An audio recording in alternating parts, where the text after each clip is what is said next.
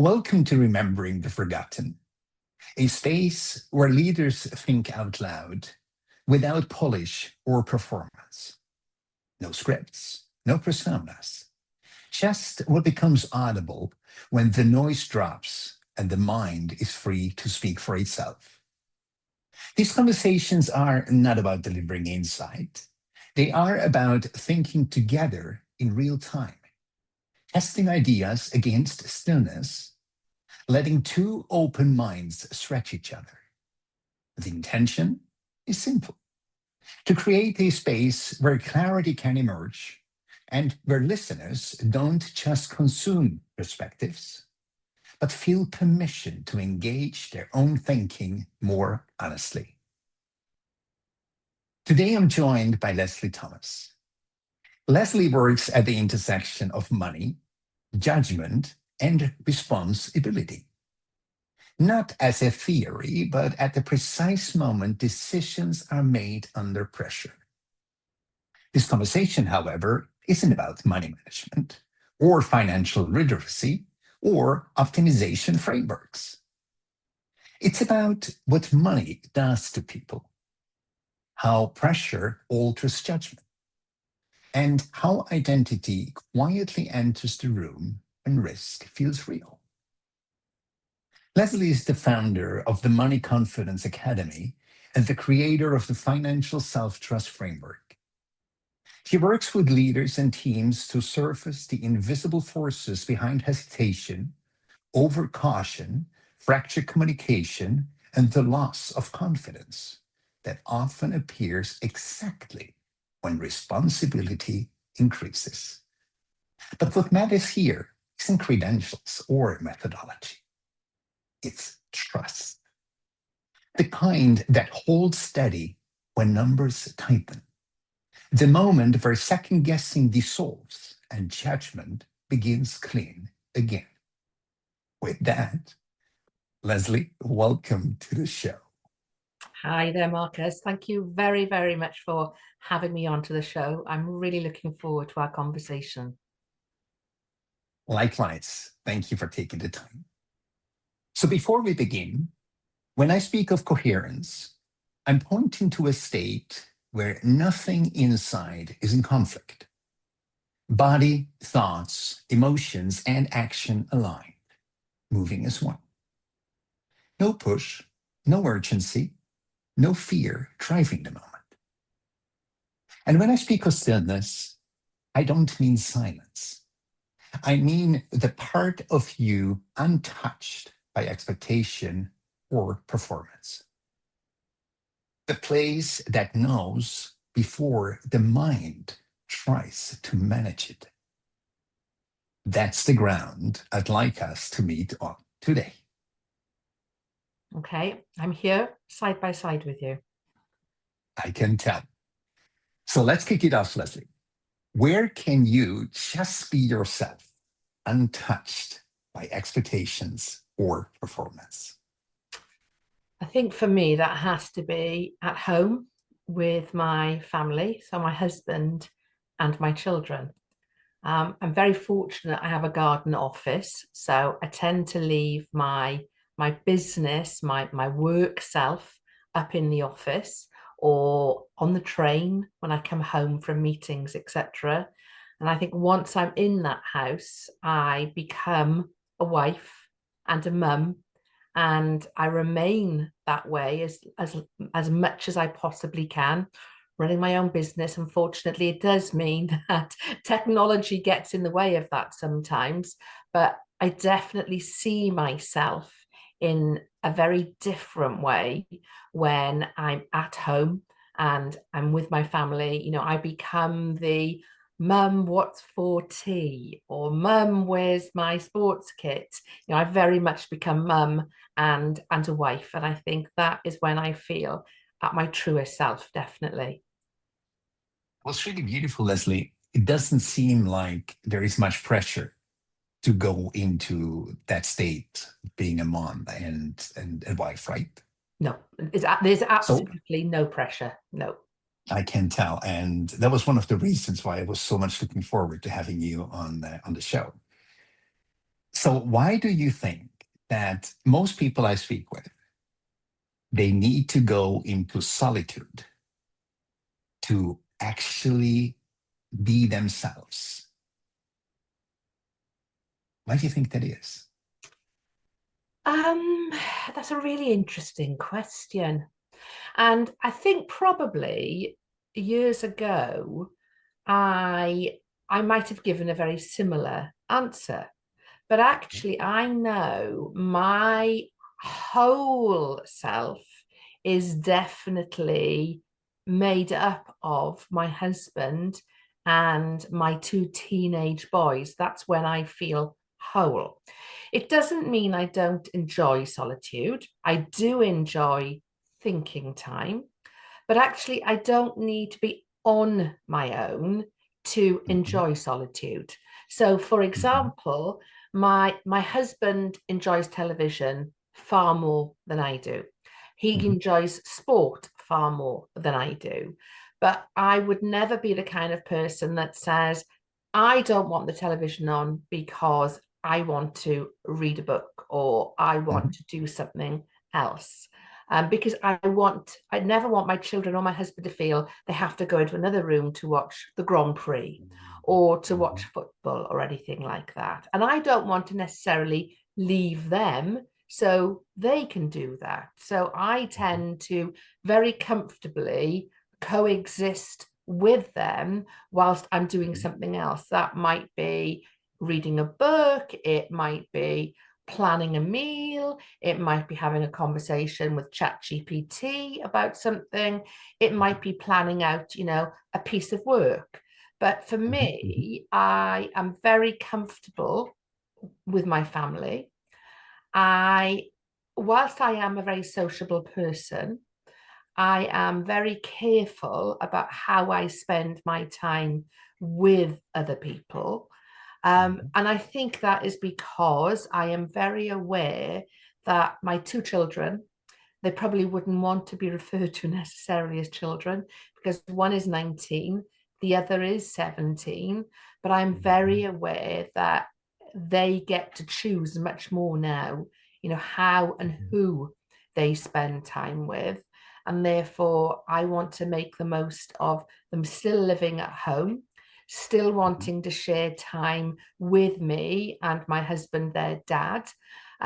So therefore, for me, solitude is largely something I do when I'm asleep, mhm, as opposed to mhm. having a need to have space or solitude that literally means it's just me, myself, and I. Mhm. Makes sense. So you said, Lesley, that a couple of years ago, you probably would have answered in a similar manner, like probably most of my guests actually have so far, that is solitude. What would you say changed from back then to January 23rd, 2026? It probably goes back possibly a little bit further than that, probably about 3 years ago. I can think Mhm, of a particular event. So I am I'm very confident in myself.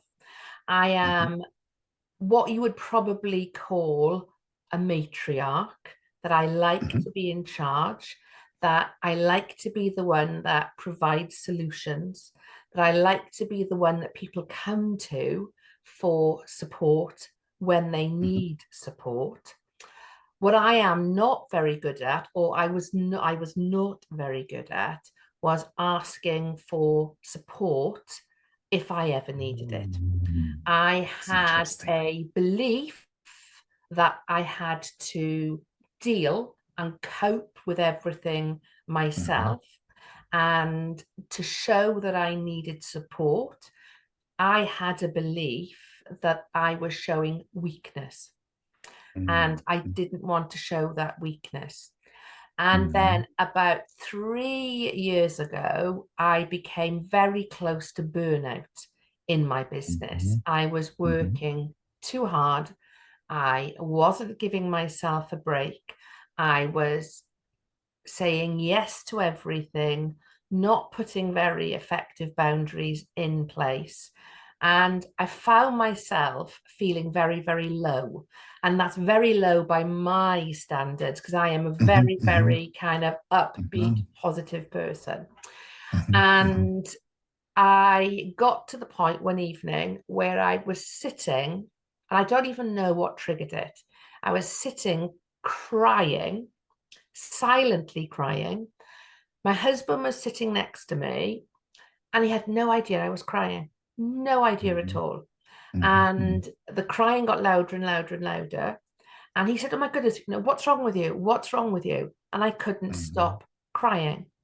mhm, And eventually, I explained to him that I felt under a huge amount of self instigated pressure, that mhm, I had not been talking to anybody about it, and a point had come mhm, where the pressure had released basically, mhm, and I recognized that that was not a good position to get mhm, myself into, that being so private with regards to what was going on for me was mhm, unhealthy, and mhm, that for me, being with my family, being mum, wife, as mhm, opposed to always on business owner, mhm, removing that identity of simply being the one in control, the one with all the mhm, answers, the one with all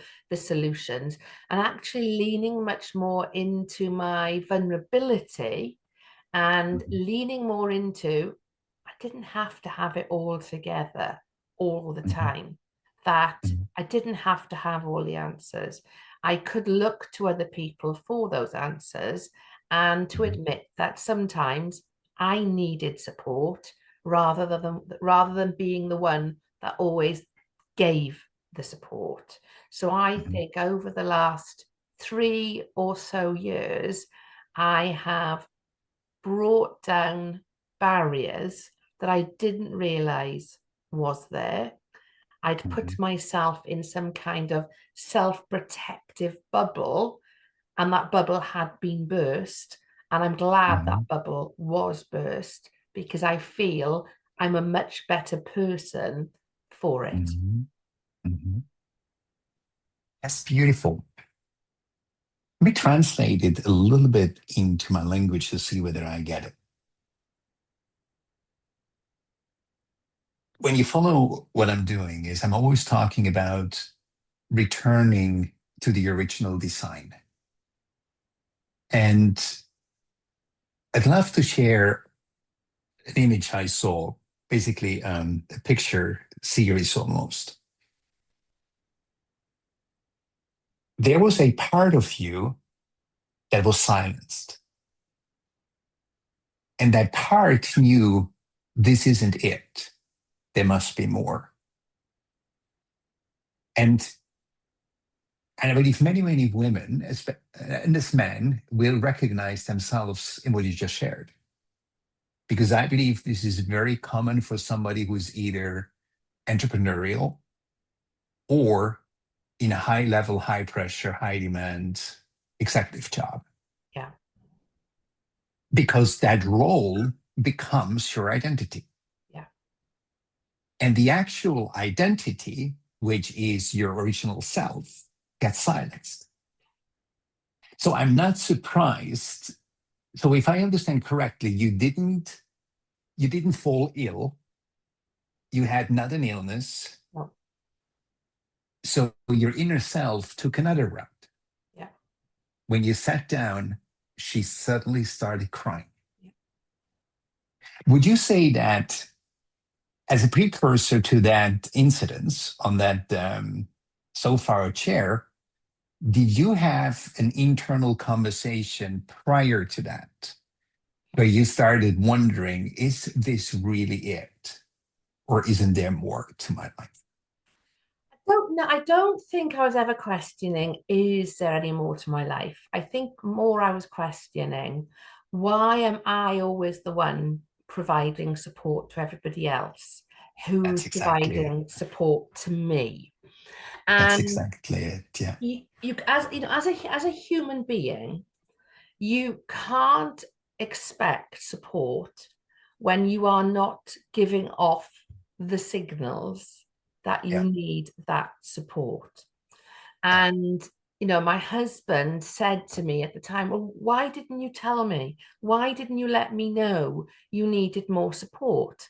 And I think I expected him to intuitively Yeah. realize that Mind read. something, exactly. And I do think it is a woman's trait, unfortunately, because I Hmm. think women do Hmm. tend to be more intuitive, and therefore we can Hmm. read signals, and we Hmm. expect our men folk to be exactly Hmm. the same. Hmm. But why would That's they rare. be exactly Hmm. the same? Hmm.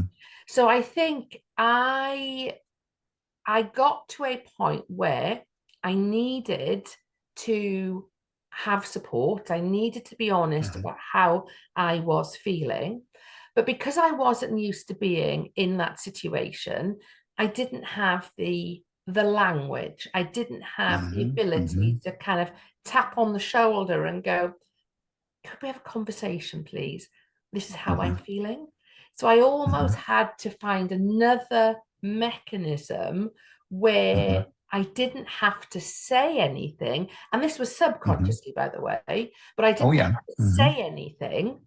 It came out in its Hmm. own way as Hmm. emotion that Hmm. would be recognized that, oh, Leslie's upset. She's crying. Hmm. What's Hmm. going on? And it was at Hmm. that point when my husband then invited me almost, you know, what's wrong? Tell me what's Hmm. wrong. You know, Hmm. he really thought Hmm. something seriously was wrong with Hmm. me. Hmm. And it was Hmm. just a case of I'd had too broad a shoulder for Hmm. so long that Hmm. actually I'd forgotten that there are going to be times, you know, in my life where I'm going to need somebody else to have the broad shoulders, but I Hmm. can't expect them to know that when Hmm. that was not their experience of me. So I think Hmm. it's that was going on for me, is that Hmm. that need for somebody to recognize when I was not giving the signals that there was anything wrong up until that point. You know, it's interesting. This is actually a very common issue with what I call power women. Because what's so interesting, if somebody met you 3 or 4 or 5 years ago, right? Yeah. They would have thought, and you know, if you did ask me, I probably would have said to you the same. This is a woman who, on the forefront, has it all together. Yeah. And unless someone is intuitive, especially as a man, rest just gets overlooked. Yeah. Because the thing is not that Lesley said, you know, Marcus, this is actually a sign of strength that I keep it all together. You've been actually hiding the worst, saying, Marcus, if I were to show my weakness, this would show me as inadequate. I was working once with a client Yeah. who was able to literally provide connections to the entire world, would never ask for nor accept help from outside. And when I asked her why, that's exactly what she said. She said, Marcus, that's a sign of weakness, and weakness would make me inadequate. Mm. And to everyone who listens or watches this episode, it is so important to get to that point where you understand it's not weakness. Absolutely. Yeah. It Absolutely. is society that tries to tell us that. Yeah. Because you see, what's beautiful is we are all born with executive functions, which is creativity, courage, you know, whatever, all these beautiful C's. And in the end, we are all born with little seeds. And if they are nurtured at a young age, they start blooming into beautiful qualities. So if they are not nurtured, if the natural growth doesn't take place, a midlife crisis kicks in, a burnout says hello and knocks at the door, because that's the system some people call it like a little girl or a little boy that had enough because, goodness me, Lesley, this is not why we're here. Exactly. There Absolutely. is more than just business, Lesley Thomas, Yeah, absolutely. you know? But I And I think you're can tell right. you this, and this is the most beautiful compliment I can give you. When I look back to when we met for the first time, and now I meet Lesley Thomas again, it's night and day. Literally night and day. Because, I liked you back then because I could relate to that driven, to that controlled almost person who had to have it all together and was extremely successful. Yeah.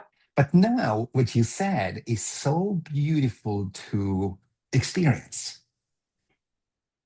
Because when I heard you say the word mom, I don't think in all the conversations we had, you probably never even used that word if you had to describe Yeah, yourself. possibly not. And what's really interesting now is if I ever do, any group training or any leadership training with a group, and I have to, present. I start off obviously explaining, who I am, and my Mhm. very first line now is wife and mum to two boys, and I will say Yeah, because that is my identity first right. and foremost, Mhm. and I'm very aware that identity has to shift slightly over the Mhm. next few years because my children are seeking Mhm. independence and moving away, etc. I Mhm. do find that really emotive to think about, but Mhm. equally I celebrate the fact that they are becoming independent and want to have Mhm. independence. But you are Mhm. right. I think it took me a while. I started off I was in 20, for 20 years, I was in corporate. Then Mhm. 16 years ago, I left and I joined my husband in his business. Then 5 years ago, I set up my own business. And I think Mhm. actually all of that took over. You are Mhm. you're a corporate Mhm. girl, you're Identity. a business owner, you're an entrepreneur, you're a Identity. mum, Mhm. exactly. And then the mum Yes. bit actually, it shook. I said, no, I'm a mum first, and the other Yeah. things just facilitate that fact that I Yeah. am a mum. Yeah. And Yeah. I probably had to let that through. I don't know whether it was conscious, subconscious, I don't know. But it's that part of me which is the best part of me. It is by far I the bet. best part of me because Mhm. I am at my most comical.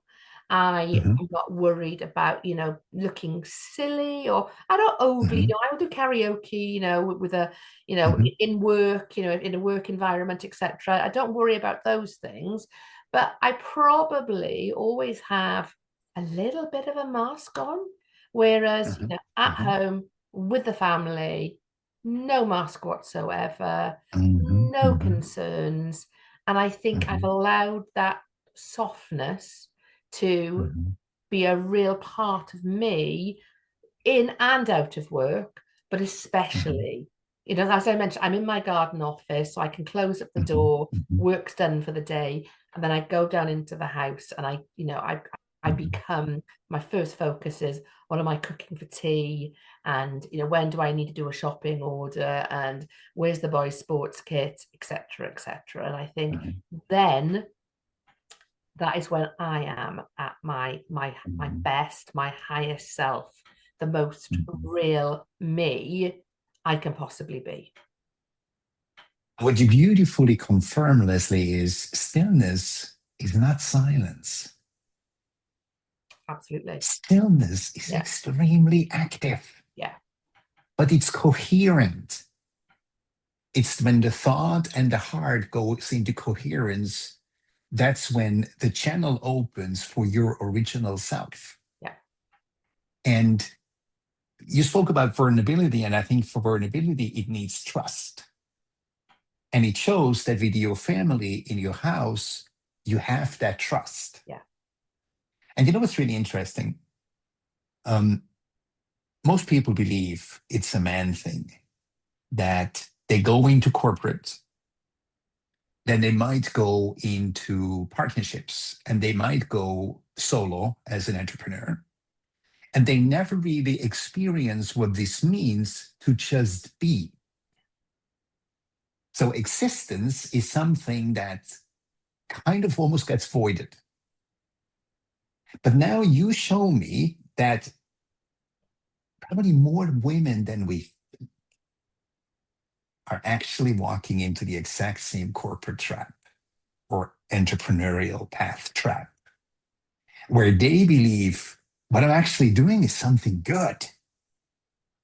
But what they don't understand is that society tells them, do not concern yourself with anything else. This is a special club you're a member of now. Yeah. You do not have to be concerned about who you really are. Yeah. And let's be honest, Lesley, the system does not want too many self-aware women and men. No, far from Because it. when you start thinking Yeah.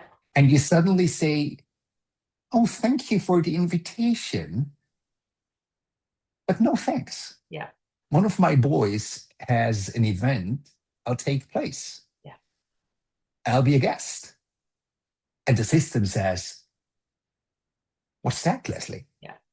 You You've haven't been the got an engaged first holiday one. left, or you've got to be at a meeting, Yes. or exactly. Absolutely. Yes. Yeah. Yes. Yeah. But then really get to the point where, and I heard that out of yourself, that you suddenly realized, I am actually almost living someone else's life. It's not my script. And that's And why then that's why I left corporate life, was for that very makes sense. reason. You know, when Makes I sense. can remember 17 years ago, you know, my husband had already set up his own business. Mm-hmm. I live in Salisbury, in England, Mm-hmm. which is about an hour and a half away from London on the train. And Mm-hmm. I would be rushing off first thing in the morning to catch the train while my husband was giving the two boys. They were probably about 3 and 18 months at that point in time. He'd be giving them breakfast before getting them ready for Not nursery. surprised. Yeah, And yeah. I was thinking, hang on, what kind of wife, mum, and Mm-hmm. employee am I Mm-hmm. being when I'm always Mm-hmm. rushing, I'm always clock Mm-hmm. watching, I'm always Mm-hmm. working out how many days holiday have I got, and when is the school nativity, and when is sports day, Mm-hmm. to make sure I could cover all of that. And I absolutely Mm-hmm. agree with you, Marcus, that the system is set up that we all conform. Mm-hmm. And whilst I understand the need for certain roles to be performed, absolutely, I also believe it is our right to decide the structure in which we want to live. Mm-hmm. And for Mm-hmm. me, the structure in which I have lived for the last 16 years has been totally designed around being there Mm-hmm. for my children, and my husband the same. And in fact, our 17-year-old, about 2 years ago, and this is the best compliment I could ever have been given, he said, Mum, when I'm older, I want to have a business like you and Dad, so that I can always be there for my children like you have always been there for me and Adam. And that was Wow. like, because you're not aware, are you, that they're aware Yeah. of Yeah. what you have attempted to create, the Mm-hmm. lifestyle, the Mm-hmm. structure, that you will be there. They don't Mm-hmm. have to let themselves in because, you know, you're both at work, or they are not going to go on stage and see you in the audience, or at the end of Mm-hmm. the lane on sports day, etc. And I Mm-hmm. Mm-hmm. know everybody, you know, is not fortunate enough to have those choices. I created those choices. And in creating those choices, I absolutely believed I had to behave in a certain way. Mm-hmm. Now, when I was in Mm-hmm. corporate, I was in the power suits with the padded shoulders, thinking, you know, I Mm-hmm. had to behave like a man. And in fact, Mm-hmm. I got told off by one of my bosses in the early days of my corporate job. She said to me, Lesley, you've got to be careful, because you are alienating some people. And they would never Mhm. say this to a man, by the way, that you're Mhm. alienating some people because you behave too much like a man, which Mhm. now would be a really interesting comment to Mhm. receive. Back then, you just accepted it. Whoa, oh, okay, Mhm. I'll tone things down a little bit. But that's Mhm. because I believed that I had to be like a man in order to be successful. Mhm. Whereas in running my own businesses, I have certainly stepped into my, when I say my feminine self, I don't mean pink is my favorite color, but I'm not a kind of a fluffy person. Mhm.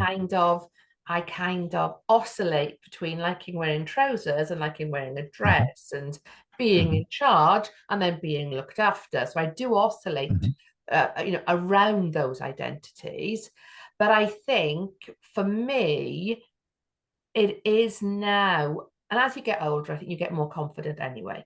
But it is now about recognizing I'm not going to be liked by everybody, and that's absolutely fine because I don't like everybody. That Mhm. I'm not going to fit into all circles, and that's fine because I don't want to be in all circles. Um, some people will actively dislike me because I'm very clear on my boundaries and very clear about what I will and won't do. And that's obviously developed over time.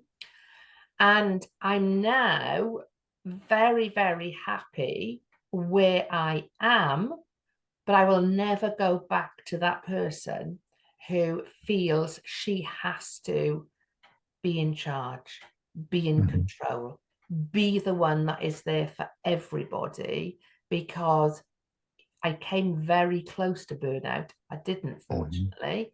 My body decided I was going to break down and have a sob instead, and that Mhm. that released Mhm. everything. Because my husband and I then, he regularly checks in with me now.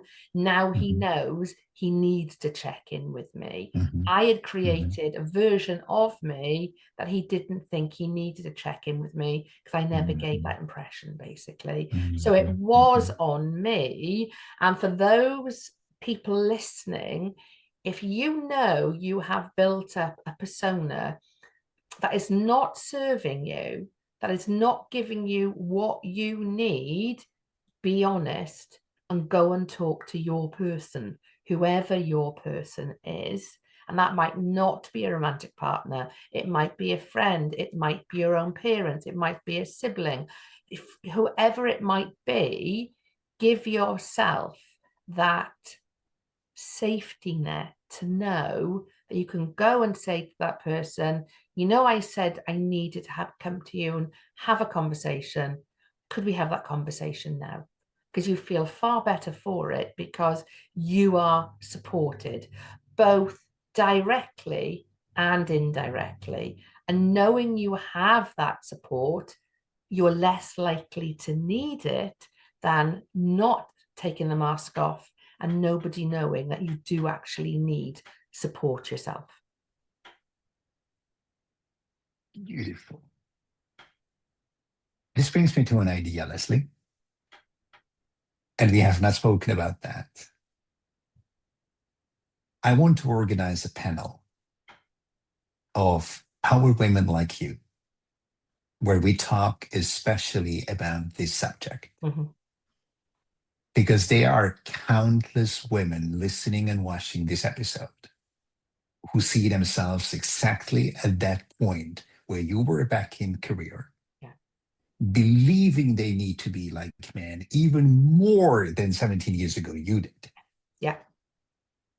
And I'm just so fortunate to be surrounded by power women who understand if I am myself and dare to be myself, even if it's Barbie, I am way more successful than when I start to emulate my male colleagues. Yeah. Because we are different. So if you accept my invitation, I'll take this as a kickoff to organize that panel, Absolutely. and it becomes a separate show. Yeah. Absolutely. More than happy to, because I think once you get to a point where Wonderful. you feel, you have something to offer other Hmm. people, then that Hmm. naturally draws other people out of whatever situation that they're Hmm. in and realize that they have something equally beneficial to share as well. So thank you for the invitation. I gladly You're accept. welcome. Wonderful. So as a final question, and you actually answered the final question already, Okay. but I have one more. Okay. If someone is overwhelmed right now, what would you want them to return to? Especially if you think about that Leslie Thomas 17 years ago. Oh, it's a good question. What would I want them to return to? I think probably to ask themselves, who are you? Who are you? And how do you want to be seen and heard? And if that is far removed from where you are right now, to ask yourself, why is it far removed? What what has led you to be less than the person you wanted to be? Is it down to, limiting beliefs? Is it down to not feeling enough? Is it down to fear or scarcity or a mindset of lack? And I think when we give ourselves that ability to ask the questions, why have I behaved in that particular way? That gives you the ability to come back to yourself. And what I mean by that is I have operated, for a long period of time, in the online world. And the Mhm, online world is a very big space, but mhm, also you can be in a very small bubble to a certain extent within mhm, that very mhm, big space. And you can start to believe that life only operates in that bubble. And if you start comparing yourself to other people in that bubble, or trying to be liked by everybody in that bubble, you start to lose your sense of self. You start to lose mhm, your opinion. You start to lose who you really are. You start to soften your values. You start to mhm, question, am I enough? Do I know enough? Have I done enough? mhm, Am I successful enough? But when you remove yourself from that bubble and you start actually coming back out into the real world, and you start to realize your values and your value and actually how much you do know and the success, you think about the success you have actually had, you actually come back to yourself again and you start mhm, viewing yourself through your own eyes, through your own lens, rather than through the lens of that echo chamber that you mhm, have been operating in. And I think that's probably what happened to me 3 or so years ago, probably a bit longer, because obviously I had to have that kind of that burnout situation. So probably mhm, 4 or so years ago, we were probably still in lockdown or coming in and out mhm, of mhm, lockdown at that point in time. And I mhm, think I forgot myself. And I mhm, think for somebody else right now to come back to yourself is to actually remember who you are. And I think mhm, when once you remember who you are, you can largely realize you can be and do anything you want to. You have that choice. And when you have that choice, your conscious self, your subconscious self come together and almost have a party and say, yes, she remembers who she is. I Welcome. love it. And I think that is that happened to me. I Oh remembered yeah, who I was and I came I home. see that. Yeah. Yeah, I see that. So with that, Leslie, thank you so much for having been my guest. It's been such a pleasure. Thank you very much, Marcus, for having me. I've really enjoyed the conversation. This was Remembering the Forgotten, a conversation held in clarity, not performance. If something in this exchange shifted how you see, let it stay with you. A few quiet pointers are waiting below.